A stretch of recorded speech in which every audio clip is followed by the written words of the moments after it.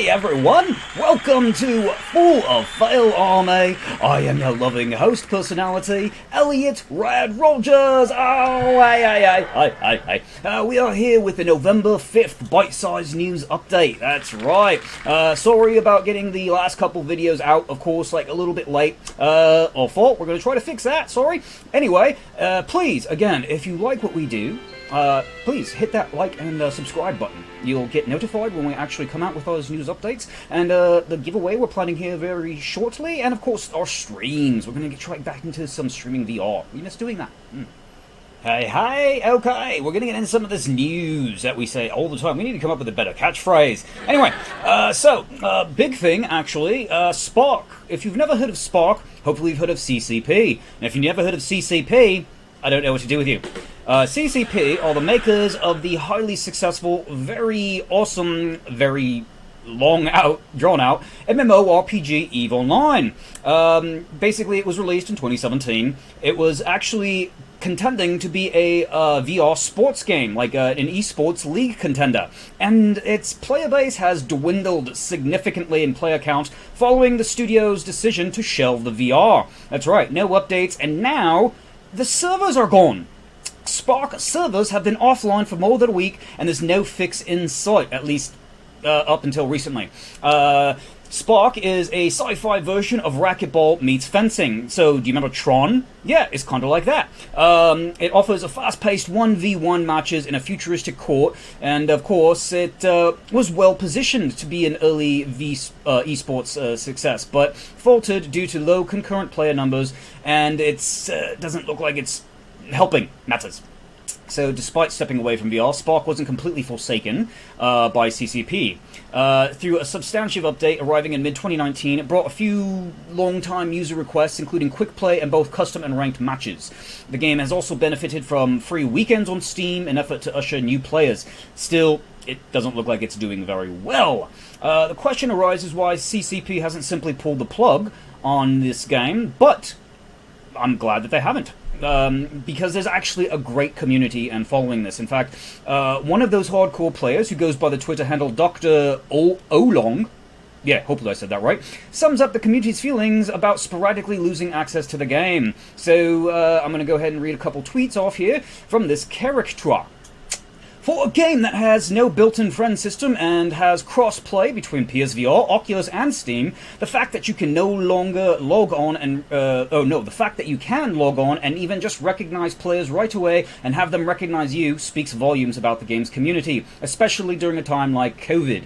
Another tweet he said was, so when the servers unexpectedly went down around the 5th of October, people flocked to the official Discord and unofficial Facebook pages to figure out what was up. For many of those people, they feared losing a social outlet as well as their favorite game. His most powerful tweet was, I started playing the game almost a year ago. In the past year, the community has become really interconnected. Players developed reputations, you recognize people, you keep up with them, you get to know a tiny bit of their life outside of the game. If the game dies, all of that dies too.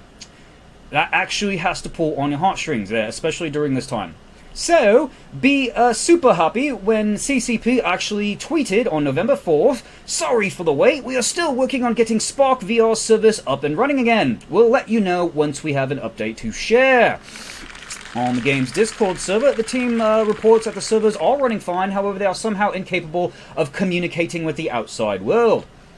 That actually might be a boon with everything that's going on right now. We'll keep you updated if anything happens on this. Hey, next thing that we're going to talk about is Steam. That's right. The all-in-one platform on PC Master Race that has both 2D and VR gaming. Developers on Steam typically have to generate and send their beta testers with a bunch of game codes. You know, they do giveaways, they do Twitter, Now, that has changed because it can be frustrating to manage. The key's been used, maybe lost. There's a lot of communication that requires through Discord, email, blah, blah, blah, blah, blah. Now, Valve has included what it calls Steam Playtest, which aims to make pre-launch game testing easier for everyone. Basically, in the coming days, Steam users might notice a new Request Access button on store pages, which lets you ask for beta game access. That is very classy indeed. Valve says that in the news update, the playtest will let developers better control how their players get access, when to add more players, and when open testing, and of course when to end it. Once players click on the button, they go into a queue that developers can then manage, letting in as many playtesters as needed or required. Steam Playtest is still in request-only beta right now, but it sounds particularly useful for indies looking to get a seasoned VR headset user to help with feedback, or maybe a host of specific things, Q&A, all that stuff, you know? Performance across different hardware setups, object interaction, comfort settings, UI interactions, and others are all areas VR users want to learn about before, of course, they hit the purchase button. So this will hopefully reduce friction for, you know, some of those independent studios without the sorts of like Deep Pocket, Discord, or email to reach email reach to hit the needed pool, I guess you could say, audience or whatever, to generate a bunch of testers. So far, no other VR game store has a system like this. Looking at you, Epic, haha. Oculus allows developers to whitelist a particular Oculus ID and then give that person access to a very special early build of the game, typically reserved for press or... well, press, you know, through, again, code generation. So this will change that. Very well done, Steam, and maybe you should look for it on some of the old early access games coming in. On to the next. Yeah, that kind of sounds nice, actually. So, we're going to be talking about the next item on our docket, and we're going back to the wonderful world of VR. Now, you might have remember a wonderful throwback classical hit already, even though it's fairly new, Pixel Ripped by the studio Avor. And the studio behind the popular nostalgic VR series Pixel Ripped announced yesterday its latest project, YukiVR Bullet Hell Shooter. That's right. And it's going to be coming to Quest, PC VR, and maybe, possibly PSVR. Meh, we'll see about that. Anyway, like Pixel Ripped before it, Yuki is a little like a throwback to a classic gaming genre, combining VR and the bullet hell shooter genre. Paying a tribute to games like Star Fox, you just pick up a virtual action figure and then steer it through an arcade-style level with your hand. It's like revisiting your childhood and bringing it to life. I know I did the hell out of that.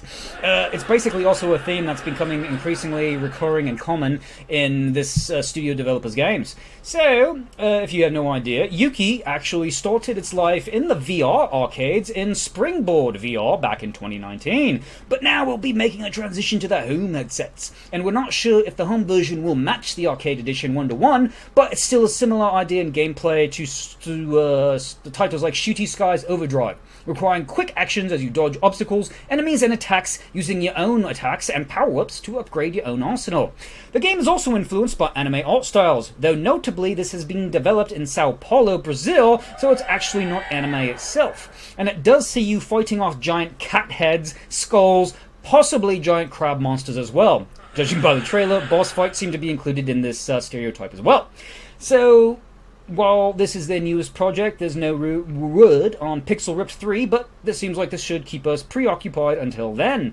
Yuki is coming to Oculus Quest and PC VR headsets in the first half of next year, 2021, with a supposed expected launch on PSVR planned for the second half of 2021. However, do I need to finish that sentence? Okay, so the last thing we have to talk about today for the news of November 5th has to do with Warhammer 40k BattleSister. That's right, they are aiming for a December launch on Quest, and other platforms are of course being considered. The upcoming VR first-person shooter Warhammer 40,000 BattleSister will not be releasing this month, but is in fact aiming for a December launch now.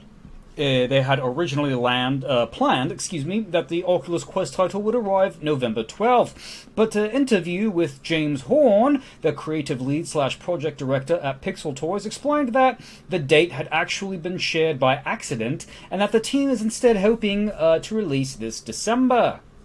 In BattleSister, you play as a member of the titular group and fight through a full single-player campaign pitted against the iconic 40k creations.